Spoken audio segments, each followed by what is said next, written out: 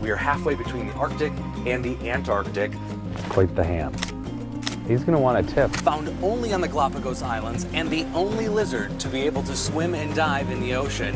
What on earth could live here? Because polar bears frequently come into town, and when they do, you got to take shelter quick. Everywhere you go, anything you think looks like a boulder, it is likely a tortoise.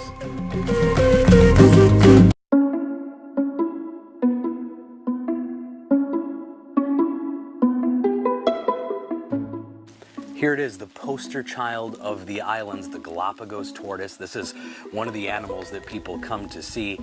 Incredible sight. And there are thousands of them. Everywhere you go, anything you think looks like a boulder, it is likely a tortoise. The islands of the Galapagos are pretty unique, much like Hawaii in that it was formed from scratch. Hence you see lava rock everywhere. But that meant every single organism, every plant had to get here somehow and then evolve, isolated in time for thousands and millions of years.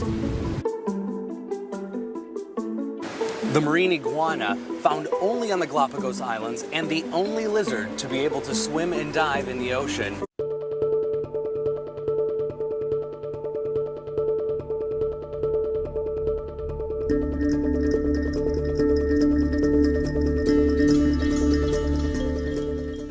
I am in Ecuador in South America, northern South America, and what better place to be than the country's namesake, the equator. It runs right through the country, and here it is, this red line, 0 degrees latitude. We are halfway between the Arctic and the Antarctic. I'm in the southern hemisphere right now. It is summer.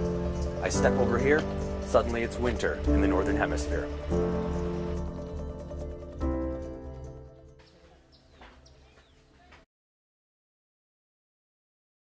It's an ice-dependent ecosystem, and as ice declines, inevitably disappears, the whole thing comes crashing down. The whole thing is a very fragile structure. We call it the canary in the coal mine. It gives us the warning about what is happening. Hello from Churchill. It is day one. We're all getting ready to head out on the tundra buggy. Everybody gathering and getting on their warm clothes. We're gonna hope to see some polar bears today. It was by the side. It was side of the road, yeah. Oh, okay. And you could see a bunch of cars. See, we didn't see nothing last night. Well, it was dark. Yeah, well, that's true. Every white bump in the road I thought might be a polar bear, Yeah, but it wasn't. It wasn't. So in the town of Churchill, it is actually illegal to lock your house or your car doors because polar bears frequently come into town, and when they do, you got to take shelter quick. We're in Churchill, Manitoba, actually about 10 miles outside of the town. We're on the lookout for polar bears right now, riding on the tundra buggy. Ice is already starting to form here in some of the shallow water around Hudson Bay, so the bears are nearby. Follow along as we look for polar bears on the tundra buggy in Churchill, Manitoba.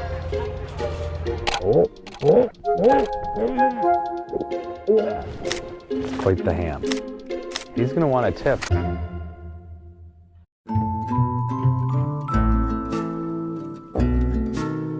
You'd be forgiven for thinking, what on earth could live here?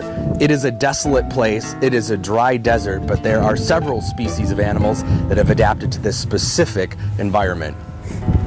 So right behind me here is the infamous desert black rhino. It's quite windy here, so it's difficult to hear me anyway, but we have to whisper so that the rhino doesn't hear us. The trackers specifically put us downwind of the rhino so that they can't get a scent of us. They don't have very good vision, but they can hear well and they smell well. So we're in a good spot here on this little bit of a hill with the wind coming from the rhino at us. But there it is, desert black rhino of Namibia.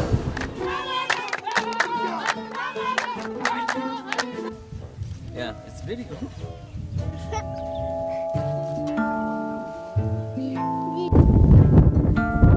While a mostly dry, inhospitable place, this plant is an example of things that just survive out here. It looks half dead, but it's actually quite alive. In fact, it's one of the oldest plants in the world, in the oldest desert in the world. These things can live up to 2,000 years. This one alone probably is a couple hundred years old.